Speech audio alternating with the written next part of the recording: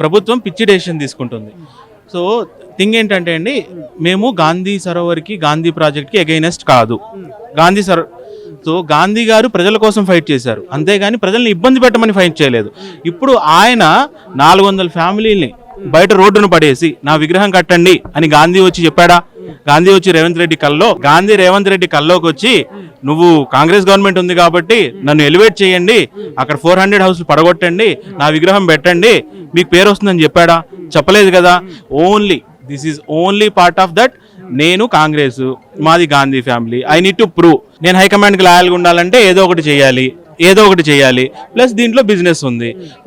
ఇప్పుడు 2 parties fight చేస్తున్నాయి సెంట్రల్లో, కాంగ్రెస్ బీజేపీ రెండు అపోజిట్ గా ఫైట్ చేస్తున్నాయి. మరి ఇక్కడ రేవంత్ రెడ్డికి వీళ్ళందరూ ఎందుకు సపోర్ట్ చేస్తున్నారు? బీజేపీ ఇంటర్నల్ గేమ్ ఆడుతుంది. రాజ్నాథ్ దగ్గరికి వెళ్ళంగానే నేను వస్తానంటాడు రాజ్నాథ్, ఈయన ఇక్కడ శంకుస్థాపన అనుకుంటాడు, ప్రజలందరినీ రోడ్డు మీద వేస్తారు. కాంగ్రెస్ బీజేపీ ఇద్దరు కలిసి ప్రజల్ని ఇబ్బంది పెడుతున్నాయి. కాంగ్రెస్ గవర్నమెంట్ రాగానే కాంగ్రెస్ మినిస్టర్స్, కాంగ్రెస్ ముఖ్యమంత్రి ఒక స్లోగన్ తీసుకున్నాడు, ఇది ప్రజాప్రభుత్వం, ప్రజల కోసం పనిచేసే ప్రభుత్వం.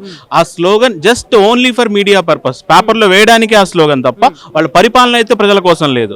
పరిపాలన ఆల్వేస్ వాళ్ళ బ్యాంక్ అకౌంట్స్ నింపుకోవడానికి, వాళ్ళు ఇల్లీగల్ గా చేసుకోవడానికి తప్ప ప్రజల కోసం అయితే ఎక్కడా కనిపించట్లేదు.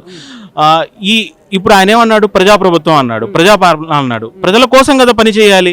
ప్రజల్ని ఇళ్లలో నుంచి బయట, ఇప్పుడు హైడ్రా చూసారు మీరు, ఎంత భయంకరంగా జరిగింది, ఎంతమంది రోడ్డున పడ్డారు. We have every right, we have registration, we have every document మా దగ్గర ఉంది. అంత వాళ్ళే పర్మిషన్ ఇస్తారు, వాళ్ళే అన్ని చేస్తారు. అప్పుడు వాళ్ళకి గుర్తుకు రాలేదు. ఇప్పుడు రేవంత్ రెడ్డికి డబ్బులు కావాలి. కాంగ్రెస్ గవర్నమెంట్ ఓన్లీ 4 స్టేట్స్ లో ఉంది, వాళ్ళకి ఇన్కమ్ జనరేట్ అవ్వాలి.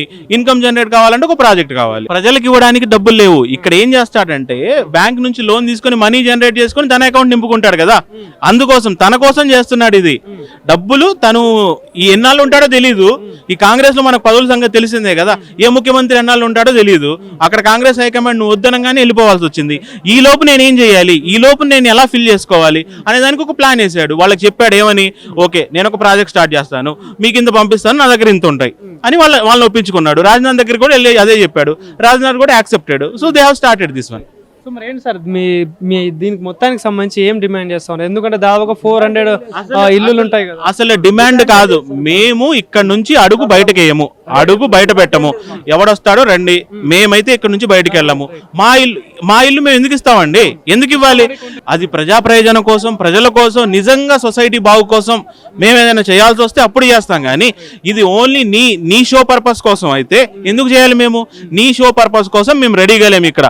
అరే ఒకరోజు మా జీతం అడుగు, నీకు ఇస్తాం మేము.